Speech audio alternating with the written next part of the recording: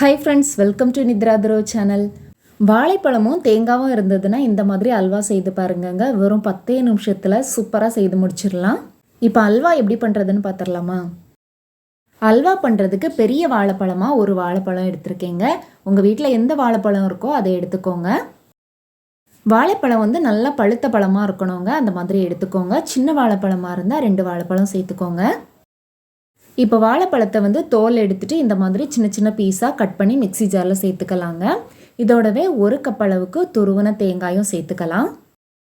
தேங்காயில் வந்து brown colour அதிகமாக இல்லாத மாதிரி துருவி எடுத்து சேர்த்துக்கோங்க. இப்போ இதை நாம் அரைச்சி எடுத்துகிட்டு வந்துடலாங்க. நான் இதோட தண்ணி எதுவுமே சேர்க்காமல் அரைச்சி எடுத்துகிட்டு வந்திருக்கேன்.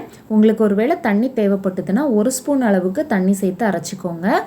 நம்ம அரைச்சி எடுக்கிறது வந்து இந்த அளவுக்கு நல்லா மையாக அரைச்சி எடுத்துக்கணுங்க.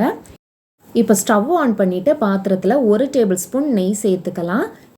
இப்போ நம்ம அரைச்சி எடுத்த தேங்காவையும் பழத்தையும் வந்து இந்த நெய்யோடு சேர்த்துடலாம். இப்போ இதை நம்ம சேர்த்ததும் கொஞ்ச நேரத்துக்கு கைவிடாமல் நல்லா மிக்ஸ் பண்ணி விட்டுட்டே இருக்கணுங்க. இது வந்து பாத்திரத்தோடு அதிகமாக ஒட்டி பிடிக்காது. நம்ம தேங்காய்லாம் சேர்த்து அரைச்சிருக்கிறதுனால மிக்ஸ் பண்ணி விட்டுட்டே இருந்தோன்னா பாத்திரத்தோடு அதிகமாக ஒட்டி பிடிக்காமல் நல்லா கெட்டியாகி வரும். நம்ம மிக்ஸ் பண்ணி விட்டுட்டே இருக்கும்போது கொஞ்ச நேரத்துலையே இந்த மாதிரி நல்லா இறுக்கமாகி வந்துடுங்க. இப்போ இதோட நான் 2 டேபிள் ஸ்பூன் சீனி சேர்த்துருக்கேங்க. நாம் எடுத்துருக்கிற பழத்தோட இனிப்பை பொறுத்து சீனி வந்து கூடுதலாகவோ குறைவாகவோ சேர்த்துக்கோங்க.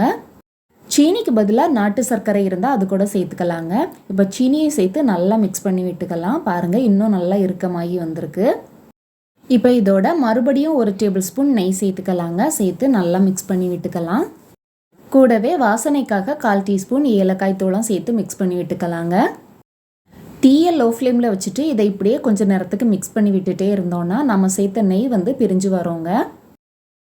பாருங்கள், நெய் வந்து பிரிஞ்சு வர ஆரம்பிச்சிடுச்சு. இப்போ கொஞ்சமாக முந்திரி வந்து வறுத்து வச்சுருக்கேங்க. அதை இதோட சேர்த்து மறுபடியும் மிக்ஸ் பண்ணி விட்டுட்டு ஸ்டவ் ஆஃப் பண்ணிடலாம். இப்போது வாழைப்பழ அல்வா சூப்பராக ரெடி ஆகிடுச்சுங்க. வீட்டில் இதே மாதிரி ட்ரை பண்ணி பாருங்கள், டேஸ்ட்டு சூப்பராக இருக்குங்க.